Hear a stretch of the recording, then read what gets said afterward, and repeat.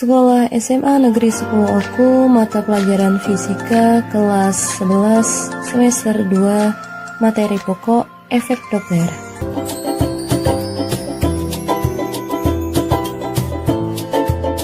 Oke, assalamualaikum warahmatullahi wabarakatuh. Jumpa lagi di LH Fisika with Miss Vindia.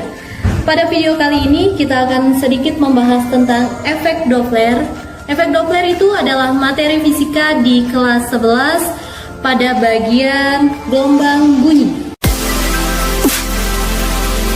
Oke everyone, sebelumnya apakah sudah pernah mendengar apa itu efek Doppler? Bagaimana pemanfaatannya dalam kehidupan sehari-hari? Dan bagaimana penerapan rumusnya? Marilah kita sama-sama belajar. Mari kita simak video berikut ini. Kompetensi dasar pada materi efek Doppler yaitu pengetahuan di 3.10, menerapkan konsep dan prinsip gelombang bunyi dan cahaya dalam teknologi.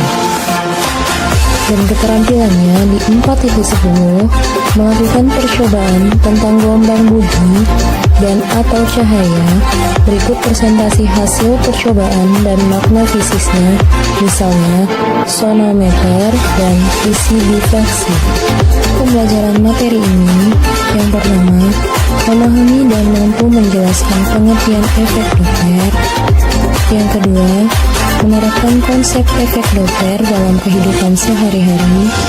Dan yang ketiga, menentukan dan mengukur frekuensi bunyi penghubung dengan benar sesuai kebutuhan, di mana Vs bernilai positif jika sumber bunyi menjauhi pendengar, bernilai negatif jika sumber bunyi mendekati pendengar.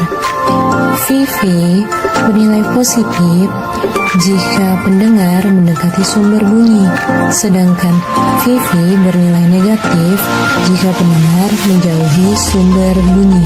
Hasilnya seperti gambar berikut ini. Ilustrasi tersebut dapat kita simpulkan prinsip kerja efek Doppler, yaitu bila jarak antara sumber dan pendengar semakin dekat, maka frekuensi yang diterima pendengar akan meningkat. Efek Doppler dikemukakan oleh ilmuwan fisika asal Austria yang bernama Christian Johann Doppler. Efek Doppler menjelaskan fenomena yang berkaitan dengan pergerakan sumber bunyi terhadap pendengar yang relatif satu sama lain dan menyebabkan frekuensi yang didengar berbeda dengan frekuensi yang dihasilkan sumber bunyi. Seperti yang terlihat pada gambar, ketika sebuah ambulan yang membunyikan sirinenya bergerak mendekati seseorang yang berada di bahu jalan, maka bunyi akan terdengar semakin tinggi. Akan tetapi ketika ambulan tersebut bergerak menjauhi, maka bunyi sirine tersebut terdengar semakin mengecil. Selanjutnya, berikut ini beberapa contoh kegunaan efek Doppler dalam kehidupan manusia, yaitu yang pertama adalah ahli meteorologi yang menggunakan efek Doppler untuk melacak badai. Kedua adalah dokter menggunakan efek Doppler untuk mendiagnosis masalah jantung. Yang ketiga yaitu polisi lalu lintas menggunakan senjata radar efek Doppler untuk memeriksa kecepatan kendaraan yang melaju. Keempat adalah astronom menggunakan efek Doppler untuk melihat perubahan frekuensi gelombang elektromagnetik untuk mencari informasi tentang karakteristik bintang dan galaksi. Nah, mari kita lihat contoh soal berikut ini.